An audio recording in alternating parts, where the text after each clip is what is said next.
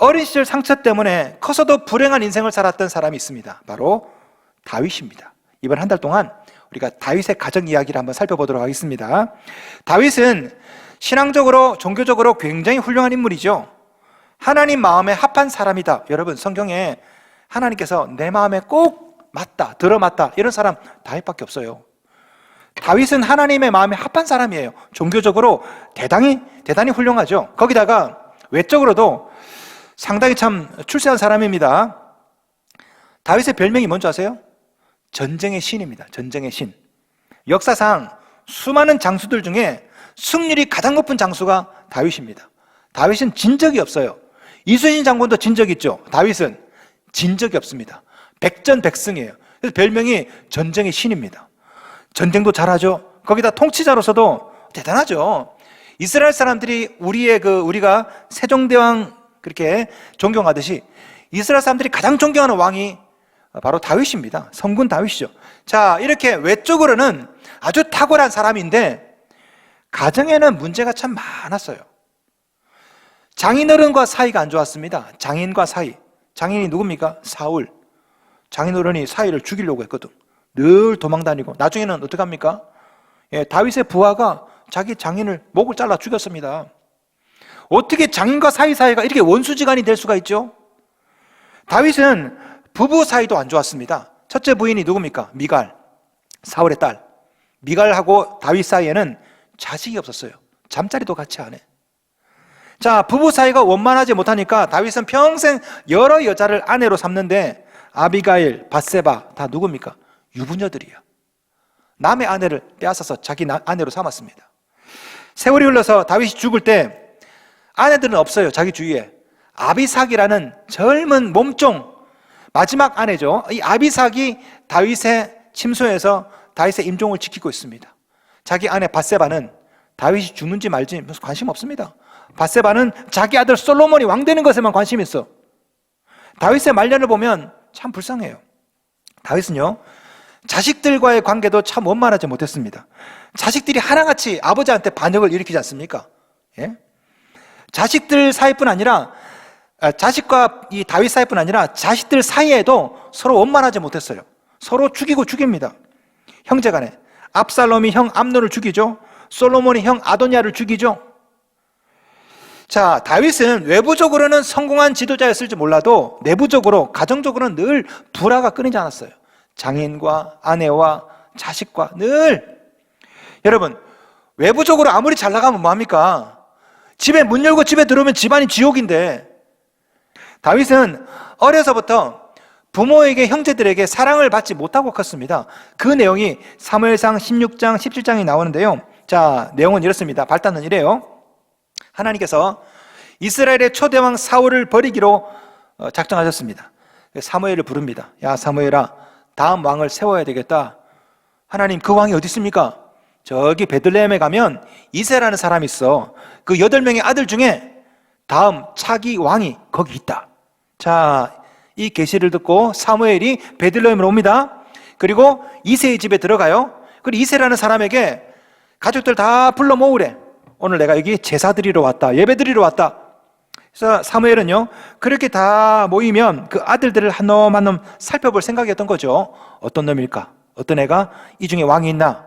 자, 그래서 이 이새가 아들들을 다 불러 모읍니다. 첫째 아들 엘리압을 딱 봅니다. 사무엘이. 보니까 엘리압이 잘생겼어. 키도 크고. 16장 6절 보세요. 여호와의 기름 부으실 자가 과연 주님 앞에 있도다. 얼마나 훤칠한지. 얘구나, 이 사람이구나. 그런데 하나님이 사무엘에게 이렇게 말씀하시죠. 7절 말씀. 그의 용모와 키를 보지 말라. 아니라는 거예요. 자, 그래서 이제 둘째 아들을 봅니다. 차남 아비나답을 딱 보니까 이 사람이구나. 얘도 키도 크고 용모가 수려하구나. 하나님이 아니래요. 아비나답, 노답. 아니, 이렇게 아니라고. 셋째를 부릅니다. 셋째. 삼마가 딱 보니까 걔도 아니라는 거예요. 넷째, 다섯째, 여섯째, 일곱째 아들 다 지나가도 하나님이 아니라는 거다. 아니라는 거야. 보니까 이제 아들이 다 지나간 거죠. 궁금해진 사무엘이 이새에게 물어봅니다. 이 아들이 답니까? 다른 아들 없습니까? 그러자 이새가 이렇게 말합니다. 16장 11절. 아직 막내가 남았는데 그는 양을 지키나이다. 사무엘이 그 여덟째 막내를 불러달래요. 자, 보자마자 하나님께서 말씀하시죠. 12절. 이가 그니 일어나 기름을 부으라. 그가 누구다? 다윗이었습니다. 사무엘은 이새의 여덟 번째 아들 다윗에게 기름을 붓고 훗날 이 여덟 번째 막내 다윗이 이스라엘의 왕이 되죠. 자, 여기서 궁금한 것이 하나 있습니다. 왜 다윗의 아버지 이새는 사무엘 앞으로 그의 모든 아들을 다 데리고 나오면서 다윗만 뺐을까? 왜 그랬을까요? 이상하지 않습니까? 이해가 안 되는 게 17장에도 나와요. 17장에 17장을 보시면요, 그러니까 이새의 세 아들 엘리압, 아비나답, 삼마, 이 세 아들이 징집되어서 전쟁터에 나갑니다. 그때 이스라엘과 블레셋이 목서로 전쟁할 때였거든요. 위에 첫째 형, 둘째 형, 셋째 형이 군대에 갔어요. 근데 이제 이새가 다윗을 불러가지고, 야 다윗아, 너 형들에게 이 먹을 것 좀 싸가지고 갖다 줘. 전쟁터에 갔다 와. 그래서 다윗이 갑니다. 그런데 질문, 왜 넷째, 다섯째, 여섯째, 일곱째 형은 왜 안 보내고 왜 막내 다윗을 그 험한 곳에 보냈을까? 이때 다윗이 나이가 15살이에요. 왜 막내를 거기다 보내죠? 험한 곳에다가? 왜 그랬을까요? 이새를 가만히 보면은 이해가 안 되는 것이 상당히 많습니다. 여러분 잘 보세요. 아버지 이새는 사실 다윗이 못마땅했어요. 막내 다윗이. 12절 보세요. 12절에는 다윗의 모습을 이렇게 묘사합니다. 12절. 이에 사람을 보내어 그를 데려오매 그의 빛이 붉고 눈이 빼어나고 얼굴이 아름답더라. 예? 이 12절을 그냥 보면 안 됩니다. 이 12절은 그 당시 미적 기준으로 이해를 하셔야 돼요. 여기 보시면은 얼굴이 좀 붉었다 돼 있죠. 원어를 보시면 이게 이제 아드모니라고 돼 있는데요. 이 말이 뭐냐? 어리다, 순진하다 이런 뜻이 있습니다. 그러니까 이 다윗의 모습이 얼굴이 붉었다, 순진하게 생겼다, 어리게 생겼다.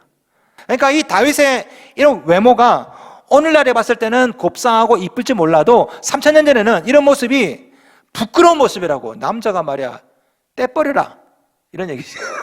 남자가 어떻게 이렇게 생겼냐고. 예? 그에 비해서 형 엘리압은 정말 남자답게 생겼던 것 같습니다. 엘리압을 보자마자 사무엘이 뭐라 말합니까? 여호와의 기름 부으실 자가 과연 주님 앞에 있도다. 아마 엘리압은 키도 크고 근육도 있고, 예? 아마 우락부락하면서 남자답게 생겼던 것 같아요. 그에 비해서, 형에 비해서 다윗은 여러모로 부족한 자식이라. 그래서 이새는요, 다윗을 보여주기 싫었어요. 누군가에게 내놓기 싫은 겁니다. 사무엘이 왔을 때 7명의 아들은 내놓을만 했는데 다윗은 부끄러운 겁니다. 감추고 싶은 거예요. 저 녀석은 왕이 될 애가 아니야. 쟤는 목동입니다. 저렇게 하다 인생 끝날 애야. 다윗은 이런 아버지로부터 얼마나 큰 상처를 받았을까? 인정을 못 받았어요. 성경을 가만히 보면 아버지만 다윗을 무시한 게 아닙니다. 형들도 다윗을 무시합니다. 사무엘 17장 보시면요, 전쟁터에 나가지 않습니까? 형들이 아버지 심부름으로 전쟁터에 갑니다. 먹을 것을 들고. 그때 형들이 뭐라 말합니까? 17장 28절 보시면요, 네가 전쟁을 구경하러 왔도다. 형들이 무시합니다. 구경하러 왔다고. 이 다윗은 부모에게도 형에게도 인정을 받지 못합니다. 그 상처가 얼마나 깊었는지 나중에 시편에서 다윗이 이렇게 고백해요. 시편 27편 10절. 내 부모는 나를 버렸으나. 부모가 자기를 버렸대. 예? 이런 다윗의 상처는 나중에 다윗이 성인이 되어서 가정에 악영향을 끼치게 됩니다. 여러분, 다윗은 유부녀를 참 좋아했어요. 다윗의 첫 번째 아내 미갈도 다른 남자에게 시집 갔다 온 사람이죠. 두 번째 아내 아비가일도 다른 남자의 아내였습니다. 세 번째 아내 밧세바도 다른 남자의 아내였죠. 여러분, 다윗 같은 왕이 얼마든지 젊은 처녀들도 있을 텐데 왜 유부녀들만 왜 자기 아내로 삼을까요? 심리학자들은 애정 결핍 때문에 그렇대요. 애정 결핍. 어릴 때 사랑을 받지 못해서 커서 남의 아내라도 자기에게 관심 있어야 돼. 예? 젊은 처녀들도 다 나만 바라봐야 되고 유부녀들도 나만 바라봐야 되고 남의 아내야? 그걸 뺏어서라도 자기 아내로 삼아. 그러니까 다윗은 늘 애정 결핍이 있었던 거죠. 사람들의 사랑을 갈구하고 결국 어릴 때 부모로부터 받지 못했던 그 사랑이 다윗이 성인이 되어서도 여전히 그 안에 사랑받지 못한 애정 결핍의 15살 소년이 있었던 거죠. 여러분 어떻습니까? 혹시 여러분 속에도 이 다윗처럼 애정 결핍을 갖고 있는 15살 중학생이 혹시 여러분 안에 없습니까? 여러분의 자녀는 어떻습니까? 여러분의 자녀도 혹시 상처를 받으며 살아가고 있는 것은 아닐까요? 형제들과 비교당하고 친구들과 비교당하고, 야, 이 녀석아, 형 반만이라도 좀 닮아봐라. 어릴 때부터 그런 말을 들어서 여러분 자녀도 상처를 막 받으면서 혹시 커나가고 있는 것은 아닐까요? 걔가 커서 나중에 여러분이 준 상처 때문에 지금 여러분처럼 혹시 상처를 가지고 살아간다면 어떻게 되겠습니까? 어떻게 해야 내가 부모님께 받았던 이 상처를 내 자녀에게는 안 줄 수가 있을까요? 어떻게 하면 될까요? 두 가지만 말씀드리겠습니다. 첫째, 하나님의 시각으로 바라볼 수 있어야 됩니다. 하나님의 시각으로. 여러분 잘 보세요. 상처받는 사람들 특징이 있습니다. 특징이 뭔지 아세요? 삐딱하게 보는 거죠. 이런 사람이 상처를 잘 받아요. 말 하나, 행동 하나, 눈짓 하나를 의미를 부여하면서 집에 와서 그걸 묵상합니다. 걔가 왜 그렇게 말했지? 왜 눈빛을 왜 그렇게 했을까? 혼자 막 집에 가서 먼저, 상대방은 아무 생각 없어. 그냥 입에 나오는 대로 말했는데, 상처 잘 받는 사람은요, 모든 말, 모든 행동을 삐딱하게 바라봐요. 그게 본다고. 상처 열등감은 사실은 문제를 바라보는 시각이 결정하는 겁니다. 아시겠습니까? 말 한마디라도 삐딱하게 들으면 그 상처가 돼요. 행동 하나도 삐딱하게 보면 그게 상처가 된다니까? 잘 보세요. 상처 열등감은 시각이 결정합니다. 시각이. 자신이 못생겼다 생각하기 때문에 그래서 열등감이 생기는 거예요. 여러분, 상처는 없앤다고 해서 극복되는 게 아닙니다. 상처를 상처로 보지 않으면 상처는 아무 의미가 없는 거죠. 하나님께서 사무엘에게 뭐라 말씀하십니까? 7절 말씀. 내가 보는 것은 사람과 같지 아니하니 사람은 외모를 보거니와 나 여호와는 중심을 보느니라. 여기 보시면은 세상 사람의 시각과 하나님의 시각이 나오죠. 세상 사람의 시각은 외모를 보는 것입니다. 그런데 하나님의 시각은 뭡니까? 중심을 보잖아요. 중심. 여러분 잘 보세요. 부모를 세상 사람의 시각으로 보면 외모를 보죠. 외모를 보니까 불만이에요. 불만. 왜 우리 아버지는 저렇게 무뚝뚝할까? 왜 우리 어머니는 저렇게 못 배우셨나? 왜 우리 부모님은 다른 부모님처럼 재산을 못 물려주시나? 세상 사람의 시각으로 보면 외모를 보기 때문에 다 상처야. 서운하고 원망스럽고. 여러분, 내 자녀도 세상 사람의 시각으로 보면 외모를 보죠. 왜 내 자식은 하라는 공부를 안 할까? 왜 저 녀석은 날마다 게임만 하나? 왜 내 자식은 다른 집안 자식처럼 고분고분하지 않나? 한심하고 실망스럽고. 세상 사람의 시각으로 보면 외모만 보기 때문에 부모님은 서운하고 자식은 한심하고, 이렇게 가족끼리 세상 사람의 시각으로 보면 상처가 치유되지 않습니다. 세상 사람의 시각으로 남편을 바라보면 왜 내 남편은 돈을 못 버나? 세상 사람의 시각으로 아내를 바라보면 왜 내 아내는 저렇게 퍼졌나 몸이? 뭐 서로 상처를 막 주고받아. 늘 모자라고 서운하고. 그러다 보면 상처가 대물림돼요. 이럴 때 필요한 게 하나님의 시각으로 보는 것입니다. 외모가 아니라 하나님처럼 중심을 보는 거죠. 말 한마디가 아니라 그 말에 담겨있는 마음을 먼저 보는 거죠. 무능하고 무심했던 부모님을 하나님의 시각으로 보면 상처가 아니라 이해가 됩니다. 어릴 때 여러분에게 부모가 막 말을 쏟아 뱉었어. 그냥 이놈의 자식 XX 삐삐삐 막 했어. 그런데 하나님의 시각으로 부모를 바라보면, 아, 그래, 먹고 사느라 얼마나 힘드셨을까? 그래서 나한테 따뜻한 말 한마디 못 해주셨구나. 하나님의 시각으로 보면 부모님이 불쌍해 보여요. 얼마나 힘드셨을까? 내 자녀도 하나님 시각으로 보면 실망이 아니라 공감이 생깁니다. 그래, 학교 스트레스를 얼마나 힘들었을까? 문 꽝 닫고 나가는 것 버릇없는 게 아니야. 문 꽝 닫을 때 저렇게라도 풀고 싶었겠지. 하나님 시각으로 보면 토닥여주고 싶어요. 오늘 본문에도 하나님의 시각이 나옵니다. 다윗의 아버지 이새가 사무엘에게 뭐라 말합니까? 자 보세요. 11절 보세요. 또 사무엘이 이새에게 이르되 내 아들들이 다 여기 있느냐? 이새가 이르되 아직 막내가 남았는데. 있죠? 막내. 히브리어로 하카탄. 이 말의 원어 뜻이 뭐냐? 가장 작은 자. 가장 작은 자라는 뜻입니다. 막내가 남았는데 무슨 말이냐? 아버지 이새는 다윗을 볼 때 8형제 중에 제일 모자란 놈이라 본 거예요. 제일 모자란 놈. 그 놈은 양치는 애입니다. 목동입니다. 이게 부모의 시각이었어. 그 녀석은 하라는 공부만 안 하고 공부도 안 하고 날마다 쏘다니고 계집애같이 날마다 소꿉놀이는 하고 있고, 걔는 8아들 중에 막내입니다. 제일 못생긴 놈입니다. 걔는 목동이 될 애예요. 왕이 될 애가 아닙니다. 이게 바로 세상 사람들 시각이죠. 외모를 보니까. 그런데 하나님은 다윗을 어떻게 보셨습니까? 1절 보세요. 1절. 제가 굉장히 은혜 받았습니다. 1절에. 1절에 보시면 이런 말이 있어요. 내가 그의 아들 중에서 한 왕을 보았느니라. 하나님은 어린 다윗을 목동이 아니라 왕을 봤대요. 왕을. 아버지는 이 다윗을 볼 때 막내 제일 모자란 놈이고 목동이라 봤는데, 하나님은 아니래요. 내가 그의 아들 중에서 한 왕을 봤다고. 이게 하나님의 시각이죠. 여러분, 부모는 여러분을 어떻게 보셨는지 모르겠지만 하나님은 여러분도 왕으로 보십니다.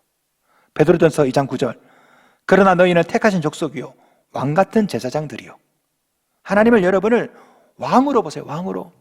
여러분 동료가, 형들이, 자매들이 여러분을 어떻게 볼지 몰라도, 아이 쟤는 싸가지가 없어, 쟤는 가난한 애야, 어떻게 볼지 몰라도 하나님은 여러분을 볼 때 내가 한 왕을 보았는지라. 이게 하나님의 시각이에요. 여러분은 여러분 자식을 어떻게 볼지 모르겠습니다. 저놈의 자식은 공부도 못하고 내신 8등급에 7등급에 도대체 대학을 어떻게 가려고. 그러나 하나님은 이렇게 말씀하세요. 내가 그의 아들 중에서 한 왕을 보았느니라. 여러분이 만약에 그 하나님의 시각으로 여러분의 자녀를 볼 수만 있다면 한심해도, 하는 짓이 좀 실망스러워도 기대를 할 수 있지 않겠습니까? 여러분 자녀 중에 한 왕이 있습니다. 어쩌면 우리 교회 주일학교 학생들 중에 한 왕이 있습니다. 누가 압니까? 우리 주일학교 학생 중에 대통령이 나올지. 누가 알아요? 여러분 자녀 중에 영부인이 나올지. 예? 누가 압니까? 우리는 자녀를 한심하게 볼지 몰라도 하나님은 그렇게 안 본다니까요. 왕으로 보신다니까요. 우리가 해야 될 일은 문제의 원인, 상처의 원인을 찾아내는 것이 아닙니다. 우리가 해야 될 일은 하나님 아버지의 시각을 갖는 거죠. 하나님의 눈으로 자녀를 보고, 하나님의 눈으로 부모를 보고, 형제를 보고, 나 자신을 보고. 여러분 자녀가 말썽 좀 부릴 수 있습니다. 공부도 못할 수 있어요. 이세처럼 어디다 내놓기 창피한 그런 자식일 수도 있죠. 그렇더라도 여러분 이렇게 고백하십시오. 나도 한 왕을 보았노라. 상처는 망각으로 치유하는 것이 아닙니다. 상처는 아무래도 흉터는 남아요. 그렇죠? 흉터는 아무리 잊으려고 해도 지워지지가 않습니다. 흉터는 생긴 걸 어떡할 거야. 여러분 상처, 흉터는 지우는 것이 아니라 다르게 봐야 됩니다. 다르게. 영어 속담 중에 scar into star 이라는 속담이 있어요. scar, S-C-A-R, scar, 상처죠. 흉터. star는 별이고, scar into star, 상처, 흉터가 별이 된대요. 여러분 상처와 흉터가 저절로 별이 됩니까? 아니에요. 상처와 흉터는 별로 봐야 돼. 시각이 결정한다니까. 하나님의 시각을 가지고 보면 상처도 흉터도 얼마든지 별로 보일 수가 있거든요. 심리학, 내적 치유는요, 자꾸 불행의 원인에 초점을 맞춥니다. 불행의 원인. 너의 가정의 불행의 원인이 뭐냐. 자꾸만 과거의 상처를 끄집어내. 그렇게 하다 보면 우리가 희생자야. 평생 그렇게 느끼며 살 수 있어요. 여러분, 이게 내적 치유의 한계라고, 한계. 과거에 매달리는 것, 이게 중요한 게 아닙니다. 중요한 것은요, 과거로부터 매달리거나 과거로부터 도망치는 것이 아니라 과거의 상처를 다르게 보는 거죠. 다르게 보는 거예요. 내가 어릴 때 받았던 상처, 이것 덕분에 내가 신앙의 사람이 되었다. 그러면 상처도 훌륭한 거죠. 여러분도 하나님의 시각을 가지며 사십시오. 하나님은 여러분의 부모님도, 여러분 자신도, 여러분 자녀도 왕같은 제사장으로 보기를 원하십니다. 자, 그렇다면 어떻게 해야 이 하나님의 시각을 가질 수 있을까요? 둘째, 하나님의 시각을 가지려면 하나님 앞에 나와야 됩니다. 아무리 하나님 시각으로 보려고 해도 안 보이는 거 어떡합니까? 예? 중심을 보려고 해도 중심이 안 보여요. 하는 짓 보면 한심하고, 예? 하는 짓이 꼴통짓인데 어떻게 왕으로 보이냐고. 그럴 때 필요한 게 하나님 앞에 나오는 거죠. 하나님 앞에 나오면 자동적으로 하나님의 시각을 가지게 됩니다. 자, 오늘 본문에 사무엘이 이새 집에 딱 왔을 때 제일 먼저 한 말이 뭐예요? 16장 5절 보시면요, 뭐라 말합니까? 나와 함께 제사하자, 예배드리자. 자, 이 제사에 이세 아들들을 다 청하랍니다. 그런데 다윗이 빠졌죠. 사무엘이 이렇게 말합니다. 내 아들들이 다 여기 있느냐? 이게 다냐 물어요. 그리고 사무엘이 뭐라 말합니까? 그를 데려오라. 그를 데려오라. 다윗을 데려오라. 다윗이 이 제사에 참여합니다. 그러자 어떤 일이 생깁니까? 16장 13절 우리 함께 읽겠습니다. 시작. 사무엘이 기름 뿔병을 가져다가 그의 형제 중에서 그에게 부었더니 이날 이후로 다윗이 여호와의 영에 크게 감동되니라. 사무엘이 떠나서 라마로 가니라. 이날 이후로 여호와의 영에 크게 감동되었다. 여러분 잘 보세요. 여호와의 영에 감동되어서 왕으로 뽑힌 게 아니에요. 다윗이 제사에 참여했을 때 성령이 임해서 하나님의 신에 감동되어서 나중에 왕이 되거든요. 만약에 다윗이 이 제사에 참여하지 않았다면 어떻게 됐을까? 어쩌면 다윗은 평생 아버지를 원망하고 형들을 원망하며 살지 않았을까요? 나중에 다윗이 이렇게 고백합니다. 시편 27편 10절 내 부모는 나를 버렸으나 여호와는 나를 영접하시리이다. 부모로부터 모자란 사랑을 하나님으로부터 체험받은 거죠. 부모님은 나를 버렸지만 하나님은 나를 영접하셨다.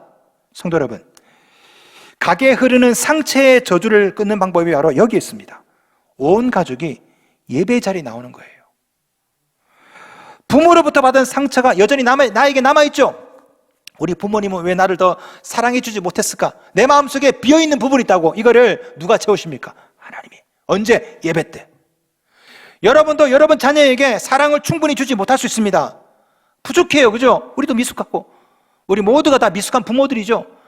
내가 주지 못한 이 부족한 사랑을 누가 주십니까? 하나님이. 온 가족이 예배 자리 나오면 내가 못 주는 사랑, 부족한 부분을 하나님이 채우시거든. 남편이 아내에게 사랑을 못 줄 수 있어. 아내도 남편에게 충분한 사랑을 못 줄 수 있어요. 우리 모두는 사랑이 부족한 애정 결핍자야. 근데 예배 자리에 나오면 하나님께서 채우셔요. 하나님께서. 하나님의 시각을 우리에게 주신다고. 그래서 아내를 볼 때, 부모를 볼 때, 아니면 자녀를 볼 때 섭섭하고 화가 나는 것이 아니라 그럴 수도 있겠다라고 우리 시각이 바뀌는 거죠.